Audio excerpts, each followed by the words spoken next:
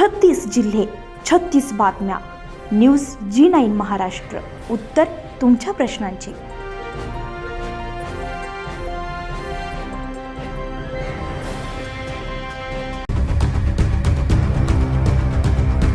अमरावती जिल्ह्यातील अंजनगाव सुर्जी तालुक्याची Central Bank of India गेल्या काही दिवसांपासून वादाच्या भोवऱ्यात आहे.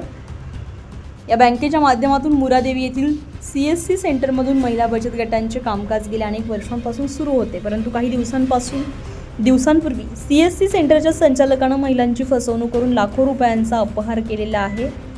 एवढंच नाही तर Central Bank of India Anjangaon Surji शाखेतून एकता बचत गटाच्या बचत खात्यामध्ये महिलांना माहिती न देता 30 ते 40 लाख रुपयांचे व्यवहार करण्यात आले.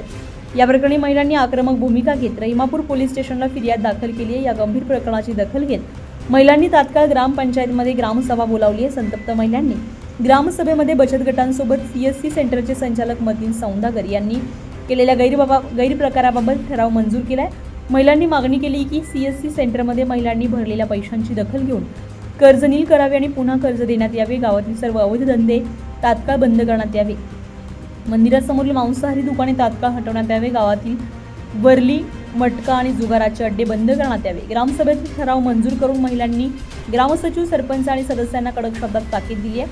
महिलांनी इशारा दिला की जर त्यांच्या मागण्या मान्य झाल्या नाहीत तर मोठं आंदोलन छेडलं जाईल. सध्या रहिमापूर पोलिसांनी गुन्हा दाखल करून तपास सुरू केलाय. बँक व्यवस्थापकांकडून खुलासा मागवण्यात आलाय.